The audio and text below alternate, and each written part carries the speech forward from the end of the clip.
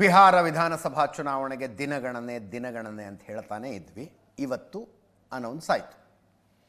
9ನೇ ತಾರೀಕು, ಮುಂದಿನ ತಿಂಗಳು 9ನೇ ತಾರೀಕು ಮೊದಲ ಹಂತದ ಮತದಾನ. 11ನೇ ತಾರೀಕು 2 ದಿನಗಳ ನಂತರ 6ನೇ ತಾರೀಕು ಮೊದಲ ಹಂತದ ಮತದಾನ, 11ನೇ ತಾರೀಕು 2ನೇ ಹಂತದ ಮತದಾನ, 14ನೇ ತಾರೀಕು ರಿಸಲ್ಟ್. ಚೀಫ್ ಎಲೆಕ್ಷನ್ ಕಮಿಷನರೇ ಇವತ್ತು ಅನೌನ್ಸ್ ಮಾಡಿದ್ರು. ಮೊದಲ ಹಂತದಲ್ಲಿ 121 ಕ್ಷೇತ್ರ, 2ನೇ ಹಂತದಲ್ಲಿ 122 ಕ್ಷೇತ್ರ, 243 ಕ್ಷೇತ್ರ ಬರ್ತವೆ. ಬಿಹಾರದಲ್ಲಿ 122 ಗೆದ್ದಂಥವ್ರು ಅಧಿಕಾರಕ್ಕೆ ಬರ್ತಾರೆ. ಚೀಫ್ ಎಲೆಕ್ಷನ್ ಕಮಿಷನರು ಇವತ್ತು ಅನೌನ್ಸ್ ಮಾಡಿದ್ರು. ಜ್ಞಾನೇಶ್ ಕುಮಾರ್ ಅವರು ಕೇಳಿಸ್ಕೊಳ್ಳಿ ಒಮ್ಮೆ. बिहार में कुल 243 विधानसभा क्षेत्र हैं. इसमें अनुसूचित जाति के लिए 38 और अनुसूचित जनजाति के लिए 2 रिजर्व्ड हैं. एक ओवरव्यू अगर लिया जाए मतदाताओं का, तो कुल मतदाताओं की संख्या लगभग 7.42 करोड़ है, जिसमें कि मेल 3.92 और फीमेल 3.5 करोड़ हैं. सीनियर सिटीजन्स लगभग 4 लाख हैं. 100 वर्ष की आयु पूर्ण कर चुके मतदाता लगभग 14,000 हैं और फर्स्ट टाइम वोटर्स लगभग 14 लाख हैं. जैसा कि आप सबको विदित है, इस बार चुनाव आयोग ने मतदाताओं की सहूलियत के लिए, उनकी सुविधा के लिए हर मतदान केंद्र पर 1200 से ज़्यादा मतदाता न हो ऐसा लक्ष्य रखा है. इसके चलते पोलिंग स्टेशंस की संख्या में वृद्धि हुई. बिहार में ಮಜಾ ಇದೆ ಈ ಸಲ. ಸರ್ವೆಗಳು ಎಲೆಕ್ಷನ್ ರಿಸಲ್ಟ್ ಹಿಂಗೆ ಬರುತ್ತೆ ಅಂದರೆ, ಸರ್ವೆಗಳು ಯಾವಾಗಲೂ ಎಕ್ಸಾಕ್ಟಾಗಿ ಹೇಳೋದಕ್ಕಾಗೋದಿಲ್ಲ, ಬಟ್ ಒಂದು ದಿಕ್ಕು ತೋರಿಸ್ತವೆ, ಹಿಂಗಾಗಬಹುದು ಅಂತ. ಇಲ್ಲಿ ನೋಡಿದ್ರೆ ಒಂದೊಂದು ಸರ್ವೆ ಒಂದೊಂದು ಥರ ಬರ್ತಾ ಇದೆ. ಅನ್ಡೌಟೆಡ್ಲಿ ಈ ಸರ್ವೆಗಳ ಪ್ರಕಾರ Tejashwi Yadav is the most popular leader in Bihar. Lalu Prasad Yadav ಮಗ. ಹಾಲಿ ಮುಖ್ಯಮಂತ್ರಿ ನಿತೀಶ್ ಕುಮಾರ್ ಪಾಪ್ಯುಲಾರಿಟಿ ದಿನದಿಂದ ದಿನಕ್ಕೆ ಕಡಿಮೆ ಆಗ್ತಾ ಇದೆ. ಇನ್ನೊಂದು ಕಡೆ ಪ್ರಶಾಂತ್ ಕಿಶೋರ್ ಜನಸುರಾಜ್ ಪಕ್ಷ ಅಂತ ಕಟ್ಕೊಂಡು ಹಳ್ಳಿ ಓಡಾಡ್ತಿದ್ದಾರೆ. Prashant Kishor election strategist. ಹೆಚ್ಚು ಕಡಿಮೆ 2.5 ವರ್ಷ ಆಯ್ತಾ ಮನುಷ್ಯ ಪಾದಯಾತ್ರೆ ಮಾಡೋದಕ್ಕೆ ಶುರು ಮಾಡಿ. ಅವರ ಪಾಪ್ಯುಲಾರಿಟಿ ದಿನದಿಂದ ದಿನಕ್ಕೆ ಏರ್ತಾ ಇದೆ. ಕೆಲವು ಸರ್ವೆಗಳ ಪ್ರಕಾರ ನಿತೀಶ್ ಕುಮಾರ್ಗಿಂತಲೂ ಪ್ರಶಾಂತ್ ಕಿಶೋರ್ ಹೆಚ್ಚು ಪಾಪ್ಯುಲರ್. ಆದರೆ ಪ್ರಶಾಂತ್ ಕಿಶೋರ್ ಪಕ್ಷಕ್ಕೆ ಎಷ್ಟು ಸ್ಥಾನಗಳು ಬರ್ತವೆ ಅಂದರೆ ಸರ್ವೆಗಳು 0 ಇಂದ 5, 10 ಅಷ್ಟೇ ತೋರಿಸ್ತಾ ಇದ್ದಾವೆ. ಇಲ್ಲಿ ಕುತೂಹಲ ಇರೋದು ಪ್ರಶಾಂತ್ ಕಿಶೋರ್ ಎಷ್ಟೇ ಓಟ್ ತಗೊಂಡ್ರು ಯಾರು ಓಟ್ ತಗೊಳ್ತಾರೆ ಅಂತ. ನೋಡಿ, ಬಿಹಾರದಲ್ಲಿ ಆಮೂಲಾಗ್ರ ಅಭಿವೃದ್ಧಿ ಆಗಬೇಕು, ಸಂಪೂರ್ಣ ಬದಲಾವಣೆ ಬರಬೇಕು ಅಂತ ಪ್ರಶಾಂತ್ ಕಿಶೋರ್ ಕ್ಯಾಂಪೇನ್ ಇರೋದು. ಅದು ಆಂಟಿ ಇನ್ಕಂಬನ್ಸಿ ಓಟ್ಗಳನ್ನು ಪಡೆಯುತ್ತೆ. ಆಡಳಿತ ವಿರುದ್ಧವಿರುವಂಥ ಓಟ್ಗಳು ಅವ್ರಿಗೆ ಹೋಗ್ತವೆ. ಅದರ ಅರ್ಥ BJP JDUಗೆ ಹೊಡೆತ.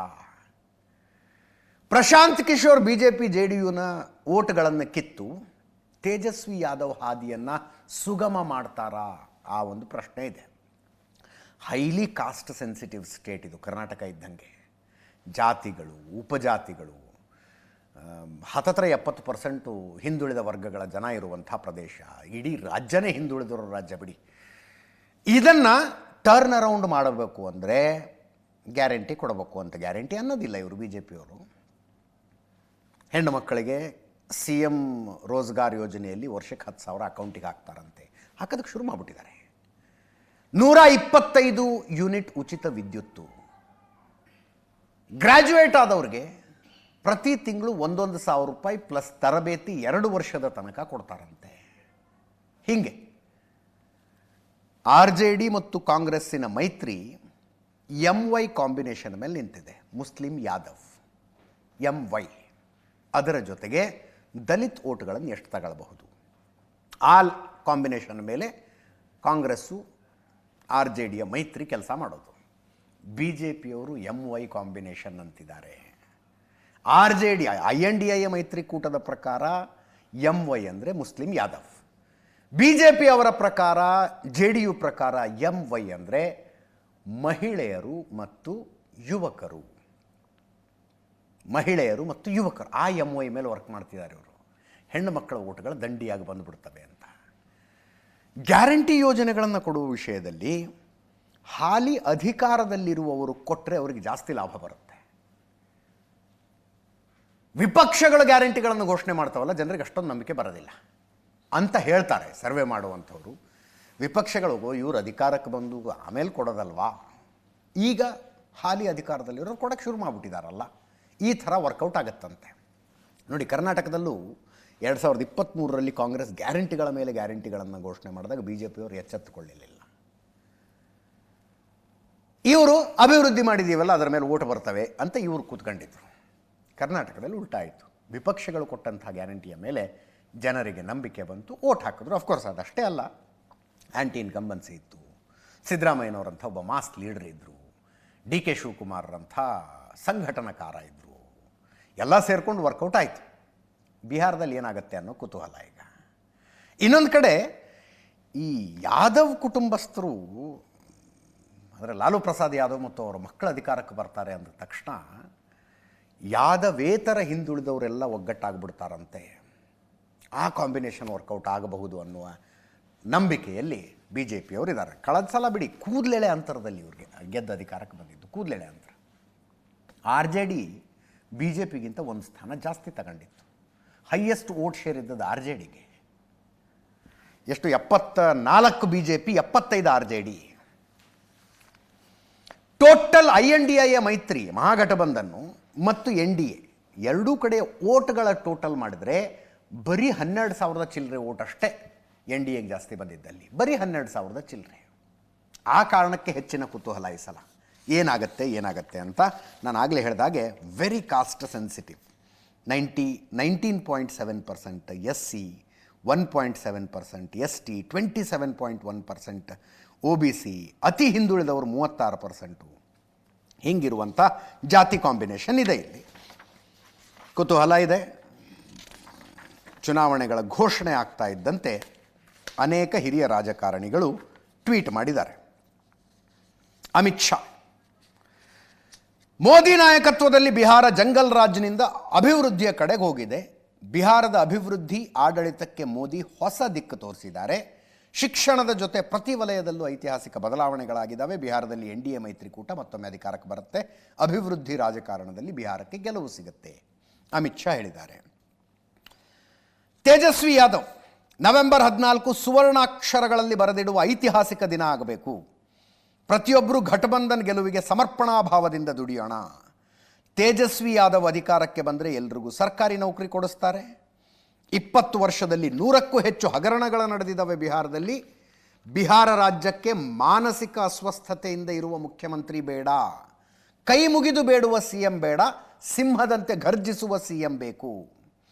ನವೆಂಬರ್ 14ಕ್ಕೆ ತೇಜಸ್ವಿ ಯಾದವ್ ಗೆಲುವಿನ ಸಂಭ್ರಮದಲ್ಲಿ ಭಾಗಿಯಾಗಿ ಅಂತ ಟ್ವೀಟ್ ಮಾಡಿದ್ದಾರೆ.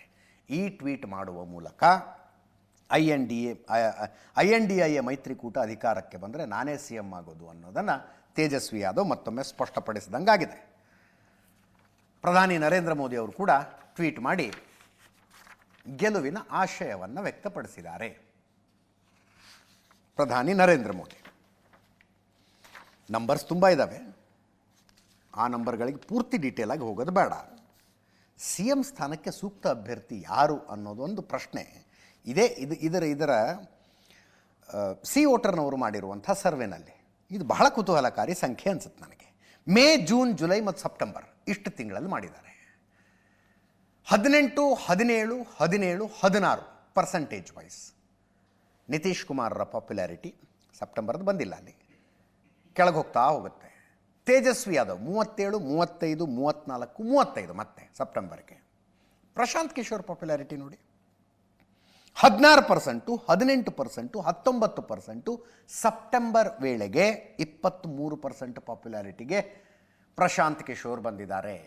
ಒಂದು ಇಂಟ್ರೆಸ್ಟಿಂಗ್ ಫೆನಾಮಿನಾ ಅಂತೂ ನಡೀತಾ ಇದೆ ಬಿಹಾರದಲ್ಲಿ. ಅಂತಿಮವಾಗಿ ಏನಾಗುತ್ತೆ ಅನ್ನೋದನ್ನು ನೋಡೋಣ.